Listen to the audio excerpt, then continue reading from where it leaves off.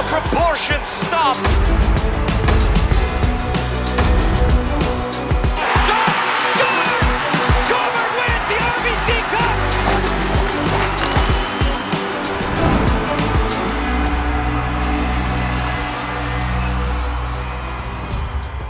This is the OJ Today. What's up, everyone? I'm Alex Bastyovanszky. Thank you so much for taking the time to tune in to this week's program. And Game 2 on the schedule for the CHCH Game of the Week was broadcast coast to coast across Canada last weekend. And even if you're new to the OJHL, the name St. Michael's should certainly ring a bell. After all, the Buzzers hockey program has produced countless NHL stars over the years. And once again, this season, the Buzzers are in the running for the Buckland Cup title, and they were in Lindsay taking on the Muskies last weekend. Highlights now, and they're brought to you by Instat.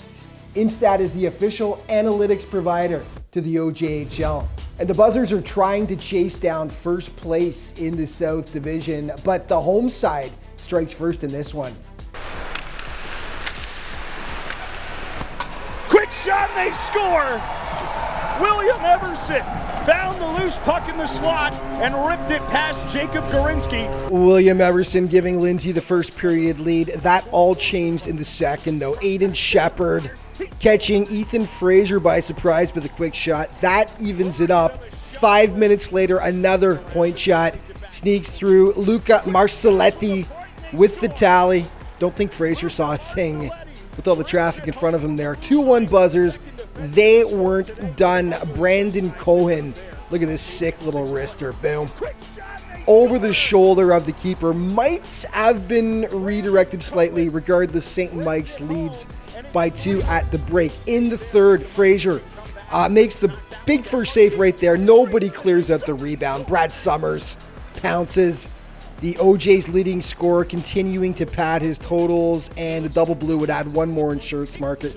Matt Milic going stick side right there. So St. Mike's comes up with the 2 huge points as they continue to pursue first place in the South Division. And the CHCH Game of the Week continues next weekend. It is the Battle of Halton Region. Georgetown and Oakville resume their rivalry, which has just produced so many classic encounters over the years. 3 p.m. puck drop at the 16 Mile Sports Complex. Okay, Wellington was hosting North York, a huge clash from the Duke Dome, and the Rangers were all over them early, already up 1-0. Max Donahue makes it 2 right there. All Dukes from that point on, though. Look at this one. David Campbell dancing past James Gray. And not an easy task. It was 2-1 at the break. Second period, Jacob Vreugdenhil finds the back of the net, and they were even Steven tied up. 2-2 in the third. The Dukes take the lead for good. Corbin Roach to Ethan Quick, and that is the game winner for this contest, as they would add some insurance to make it 4-2, the final score, as the Dukes continue their pursuit of Trenton in the East. Okay, a Halton region battle here as Burlington took on the Georgetown Raiders, and the Raiders have not looked good as of late. Jack Richard drawn first blood for the Cats midway through the opening frame. 3 minutes later, Caleb Thiessen, the seeing eye point shot, finds the back of the net. 2-0 Cougars. In the second, they pour it on. Josh Belgrave to Thomas Lennart. He tickles the twine. Burlington leads 3-0. 7 minutes later, Matt Zebedee sneaks in to take the beautiful backdoor feed from Richard. 4-0 Cougars. The Raiders did manage to snap the shutout. Tristan Mughal, the vicious snipe, finds the mesh, but not nearly enough in this one. Normally, these are tight games, but not on this night. Burlington steamrolls the Raiders 6-1. Okay, players, listen up. If you think you've got what it takes to play in the Ontario Junior Hockey League, here we go. The OJHL Combine is your chance to strut your stuff in front of all 22 OJ clubs. The 5th annual Combine is taking place between April 21st and the 24th at the Wave Sports Center in Burlington. There's spots for 132 players. You're guaranteed 3 games with real-time scoring. OJHLcombines.ca to register for the event. Performers of the week now, brought to you by Warrior. the official hard goods supplier to the OJHL, and your keeper is Jacob Gorinsky of the St. Michael's Buzzers. He was a brick wall, 2 wins, including a shutout last week as the Buzzers continue to try to catch North York for first place. And the super rookie, Easton Wainwright, your skater of the week, the 16-year-old from the Brantford 99ers, just incredible. 5 goals, 2 assists last week for Easton, who's joining the Sarnia Sting next season and leads the OJ with 27 goals this season.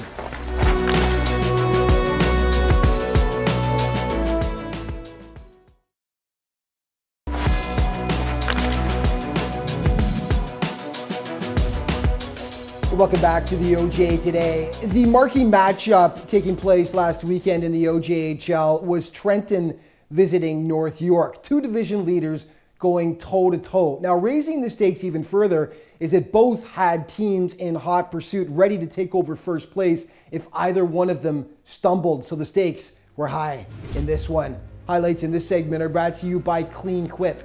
Clean Quip is the official disinfectant supplier to the OJHL. A true clash of the Titans was this contest, and it's the Golden Hawks that strike first. Trenton power play. Here's Aiden McIntosh going wide. McIntosh cuts in and scores. What an individual effort for Aiden McIntosh. Aiden McIntosh, how do you do? The beauty to open the scoring. Then the Rangers get sloppy in their own end. Tanner McEachern feeding Ryan O'Toole out front. Hawks up 2-0. Still in the first now. Matthew Cato with another highlight special. Look at the hands. This guy could stick handle in a phone booth. Upstairs he goes. Beautiful backhand. Trenton up 3-0. In the second, O'Toole nabs his second. Don't blink, the itchy trigger finger. The quick release catching the keeper napping. Trenton cruising up 4-0. They would hold it at that the rest of the way as Trenton takes down the nationally ranked Rangers 4-0. Another southeastern counter, Halliburton against the JRCs. And this one got nasty at times. The Huskies draw first blood. Lucas Stevenson squeezing the shot through Selby Warren to put the Dogs up early. Now, here's some of that nastiness. Isaac Suklo laying out Jeremy Bigras with the knee-on-knee hit. The Habs were incensed for obvious reasons. Take another look here. It is painful to watch. But thankfully, Bigras got up and he was okay. Suklo given a game misconduct and he's sent to the showers, but the JRCs were no angels. Ben Loretto takes out Halliburton's top gun, Oliver Tarr, with the knee-on-knee hit right there. Scary stuff. Tarr, one of the league's top players this year. And, oh man, brutal stuff. Loretto gets a game misconduct for his actions, and the Dogs were obviously upset. But look at the top left on your screen there. Big sigh of relief as Tarr skates off and looks okay. Halliburton ultimately adds an empty netter and wins this battle, 2-0 the final score. These teams don't play again in the regular season, but could in the playoffs, and that would be a must-see series. A huge West Division tilt between Milton and Brantford. The 99ers hit first in this one. Poked up, and now Easton Wainwright has it shot. He scores! He's tied it! He is now tied for first in the league! Easton Wainwright, his 25th of the season!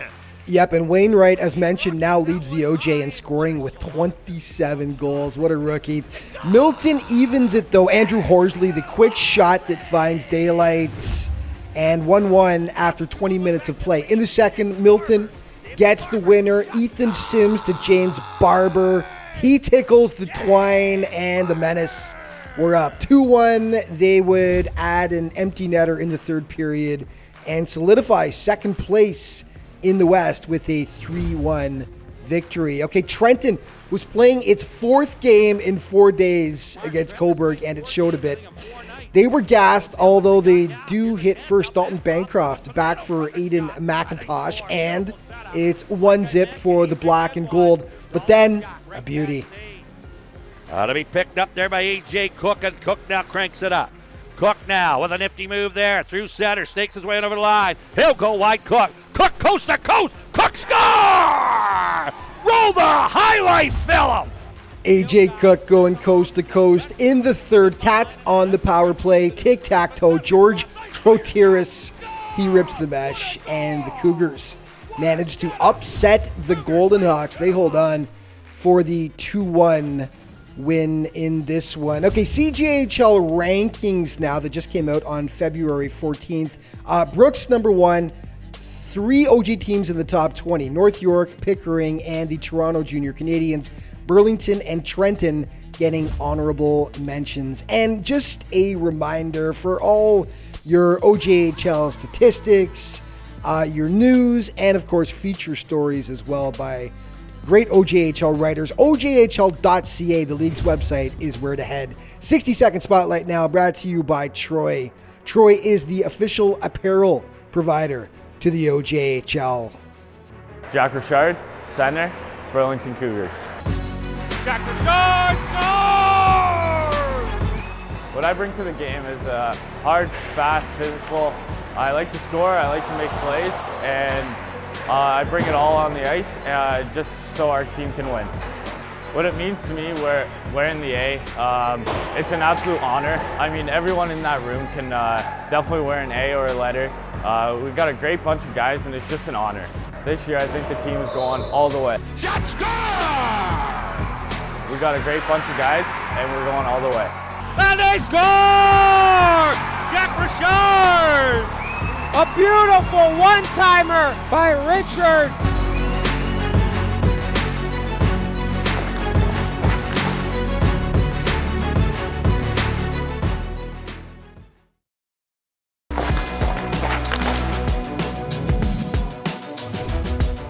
Hey, welcome back to the OJ Today, everyone. Joining me today for a chat to go over some of the stuff going down in the league right now is the play-by-play man for the Toronto Junior Canadians, Jaron Kligman. Jaron, how you doing, man? Very good, Alex. Thank you so much for having me on the show. Yeah, so great to have you on, man. First time, actually, that you've been on the OJ Today, so welcome. And great to have you here. Let's start off with a look at your Toronto Junior Canadians. Great season. Up to this point, you guys are battling for first place in the South Division. Just talk about the way you feel the boys have played up to this point. Well, you know, there's no doubt that the Junior Canadians are where they are due to the fact that they have such good skill and the ability to put the puck in the back of the net. You look at the top line, Tyler Fukakusa, 35 assists on the season. Matthew Wild up there in points. He's got 46 on the year. So that whole top line has done such a good job for the JRC and a huge part of their success. It's a real team effort that we've seen lines 1 through 4. And then on the defensive side, you know, Cooper Bertrand, 8 goals, tied for second amongst defensemen in the league. The shutdown pair of Ben Loretto and Michael Bastyovanszky at the top has been absolutely on par for the Canadians. So that is part of the reason why the Canadians have been so ironclad tight, both in the defensive end and on the offensive end. Well, let's stay in the South Division for a second, Jaron. And as mentioned, you guys have been battling it out for first place along with St. Mike's and the North York Rangers. It has been, first of all, hugely entertaining for fans, but unusual to see 3 teams so powerful all battling it out in the same division for supremacy. It's just been a slugfest so far, hasn't it? Yeah, I mean, you know, the Canadians obviously have the more skillful and offensive-minded teams, whereas the Rangers are a much more defensive-minded team. And then St. Mike's rounds it out. They kind of have a bit of both in the sense that they have a solid defense core and a good top line with Brad Summers and Bryce Sutherland and either Riley Sutherland or Giacomo Martino chipping in with a lot of points. I think the biggest thing that separates the Rangers is just that consistent goaltending.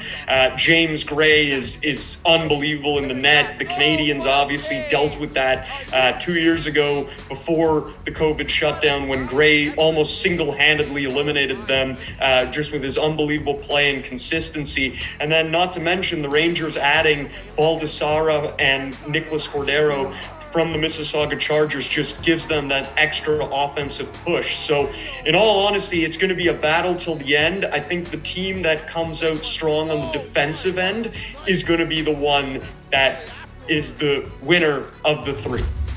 Okay, let's switch to the East Division now. And earlier this season, it looked like Trenton was just going to run away with things out east. They built up a big lead, but that gap has now been closed with Haliburton and Wellington hot on their heels. Has Trenton just lost too much of its momentum, or do you feel they'll be able to get it back and hold on to first place down the stretch? Well, I think there's no doubt that the Golden Hawks have a very talented roster. I think the biggest factor for them is just the amount of games they have to make up. At the end of the day, Trenton has to go through a 7-9 stretch. So the stamina of the goaltending, whether William Nguyen is going to be able to withstand that amount of games that he has to play. The Dukes got off to a slower start. I think it surprised everyone in the league that they weren't as dominant at the beginning of the year, but now they're starting to find that momentum. I think the team, though, to watch, though, is the Haliburton Huskies. They don't let much by them. The defense core is really strong, and the goaltending of Haliburton is incredible. Christian Chichagoy is an incredible goalie. I will think, though, that Trenton ultimately will come out on top of the division. There's going to be a very thin margin for both Wellington and Haliburton trailing. Well, finally, Jaron, you've followed the league for years now, and in all your years of covering the OJHL, have you ever seen anything like the parity that exists this season in the OJ? No, I mean, earlier on when the divisions were different, there were the battles with Georgetown, Oakville, Rangers, Canadians, Patriots. They were some good battles with 5 teams, but that was a different system. I think it's incredible, Alex, just to see the amount of competition, all the teams playing well, some of the players who have come out and shown, and it makes it great for the league. It makes it close, and it means that these playoff series, you're not going to have a lot of 4-game sweeps or whatever it will be. There's going to be a lot of hard-fought battles leading up to eventually hoisting the Buckland Cup. All right, unfortunately, Jaron, that's all the time we've got for this segment now. But thank you so much for taking the time, man. And we will definitely have you on again this season. Take care, buddy. Thank you so much, Alex. It's a pleasure, and look forward to the next time. Look at this kid go. Was that any good? They score! What a goal! Oh my! Crunched him to the ice! What a hit right in your living room! They're scored with that any good. Oh, roll the highlight film. He shoots. Oh, what a save! Oh my heavens! 2 seconds to go for the score! Oh my! Oh my! Oh my!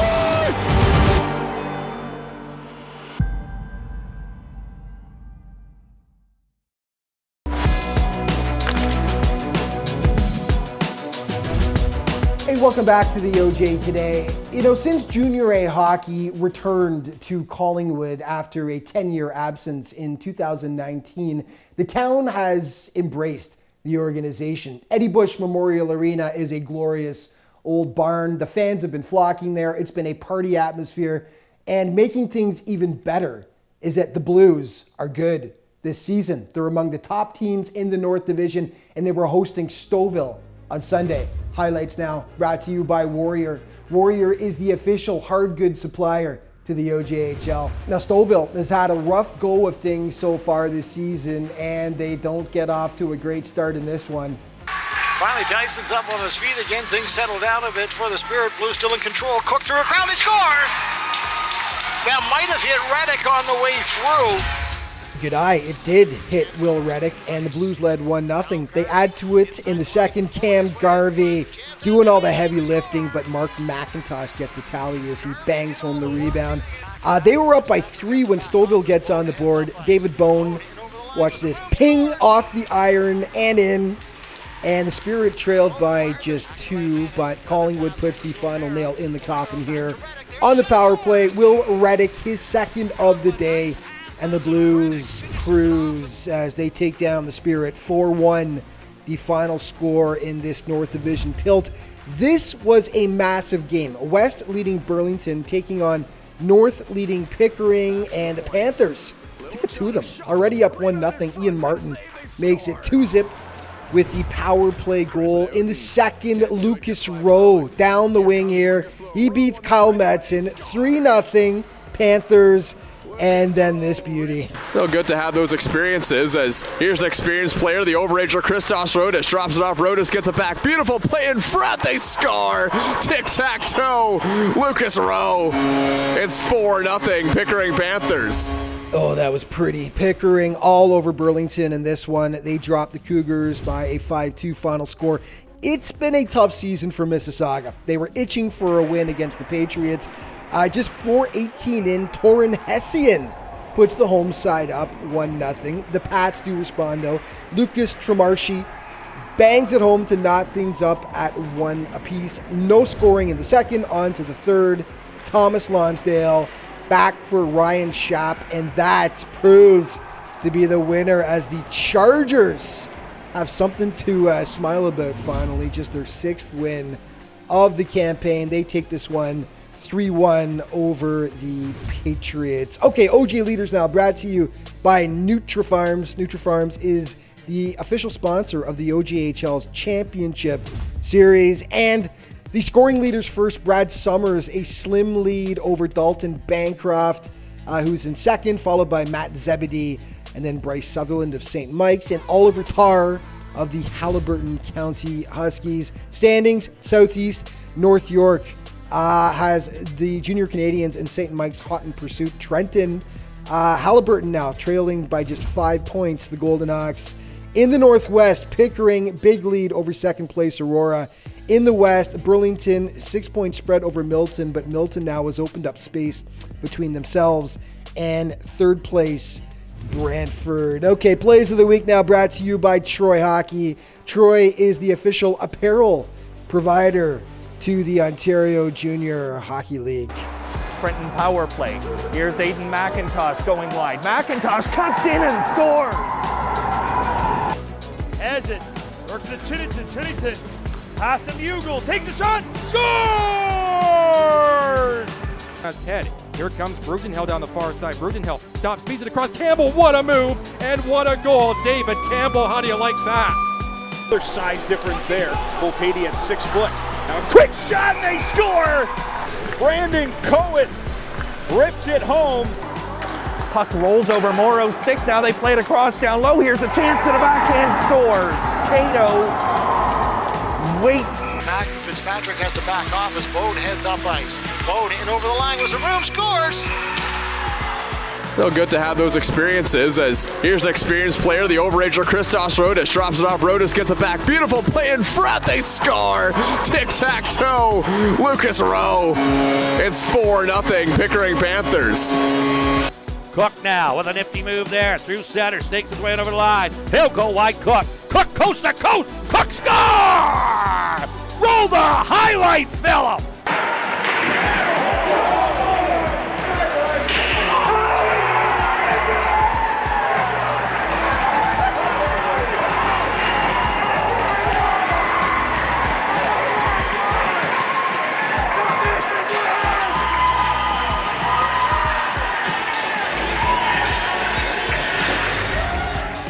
And that is going to wrap things up for this week's program. But just a reminder, all throughout the regular season and the playoffs, to keep up to date with what's going on in the OJHL, be sure to check out all of the league's different social media outlets. Thank you so much for watching, everyone. We'll see you next week.